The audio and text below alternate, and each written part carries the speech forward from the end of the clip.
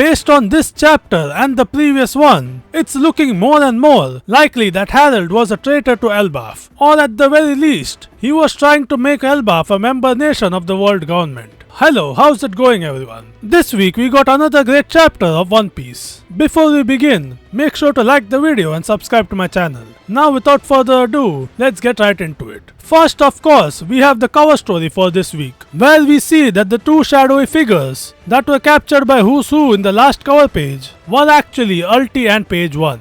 And it seems that they have betrayed the remnants of Kaido's crew, which does make a lot of sense based on their backstories, since it seems like the only person they had any attachment to was Kaido himself. And now that he is seemingly out of the picture, there is no longer any reason for them to stick around with the crew. I am guessing that Yamato is now going to save the two of them, and that way they will become good guys and participate in the final war alongside the Wano samurai. But I guess we will just have to wait and see. Now let's move on to the main chapter.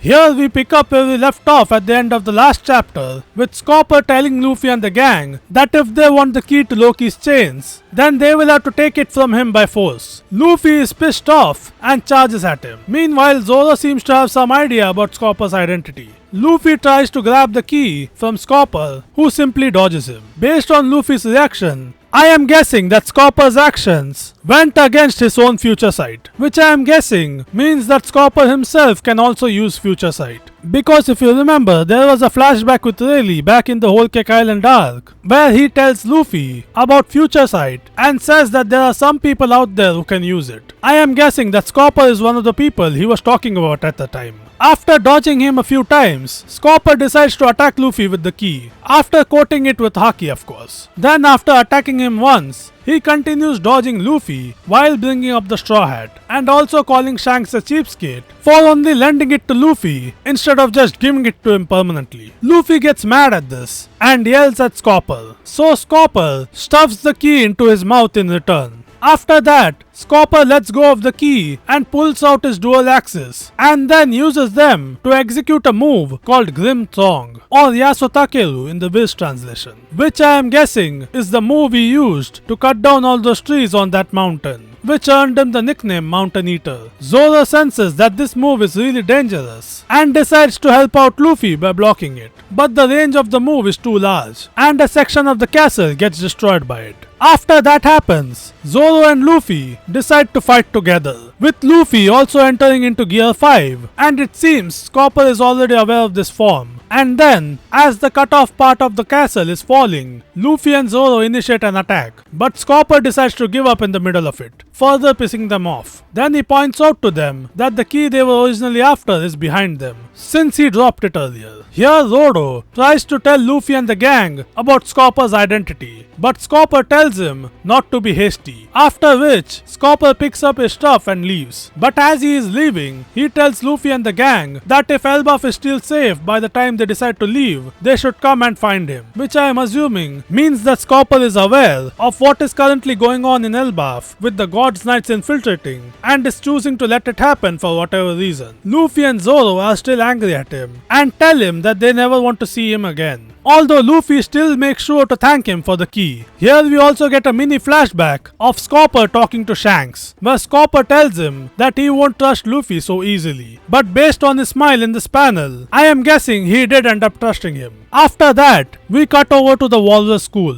where we see the children trying to tell the librarian Anje that they saw some sort of weird bird, although by the time Anje looks up, it's already gone. Of course, that weird bird is the one we saw Gunko and Shamrock flying away on after their confrontation with Loki, which was created with Gunko's powers. We see that they have gone up to the Sun World right above the school, and here Gunko decides to summon the reinforcements that Shamrock mentioned in an earlier chapter. And here we see that instead of just one person arriving, it's actually two of them. We also see that hilariously, both of them were summoned when they weren't ready, with one of them still being in his underwear. These two are apparently the God's Knight from House Shepherd, Saint Sommers, and the God's Knight from House Rimoshifu, Qilingam. While we can't tell what Sommers might be capable of, we can see that Qilingam seems to have some sort of mythical zone devil fruit, probably the Chillin fruit based on its name and appearance. and also that he seems to prefer staying in his awakened form, similar to how Morgans and Chopper prefer to stay in their hybrid forms. We also see that based on the fact that they have saint in their name as well as their attitudes, that they are apparently celestial dragons. Gunko is embarrassed by the scene in front of her. I have to say though, their reactions to finding out that they are already on Elbaf is pretty hilarious. Also apparently the summoning is capable of bringing people stuff as well, since it brought this guy's couch as well as a suitcase full of his clothes with him.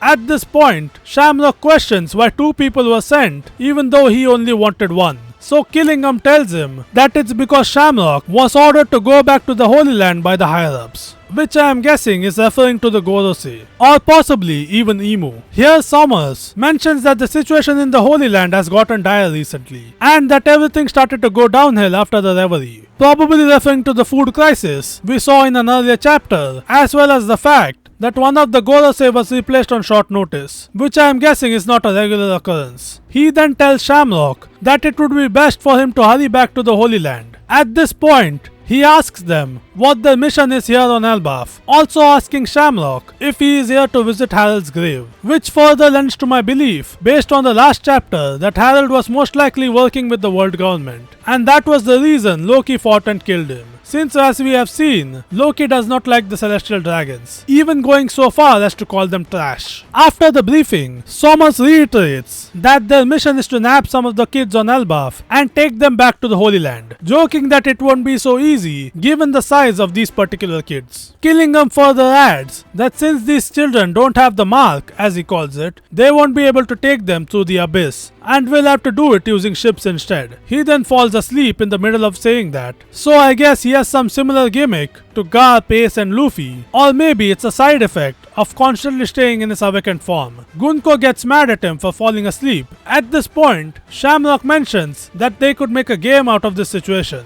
And with that, the chapter ends. All in all, this was another great chapter of One Piece, where we got a glimpse of what Scopper is capable of, as well as the implication that he is aware of what is going on in Elbaf right now with the God's Knights, and is choosing to ignore it for some reason, and that Shanks is also somehow involved. We also got an introduction to 2 more members of the God's Knights, Sommers and Qilingam, and in typical One Piece fashion I might add, which is good because I was starting to get worried that this organization might take themselves too seriously. We also found out that apparently the people getting summoned through this method that the world government is using to travel have to have a mark placed on them in advance, most likely by Emu, and they have no say in when and where they will be summoned. Although I am guessing that the summoning probably has to be approved by someone that is at least on the level of the Gorosei, after which we got a further hint on the relationship between Harald and the world government, as well as an elaboration on their plans. Because while we already knew that they were going to take giant children as hostages, now we know that they are actually planning to take them all the way back to the Holy Land, as well as the fact that they are apparently also going to make a game out of it.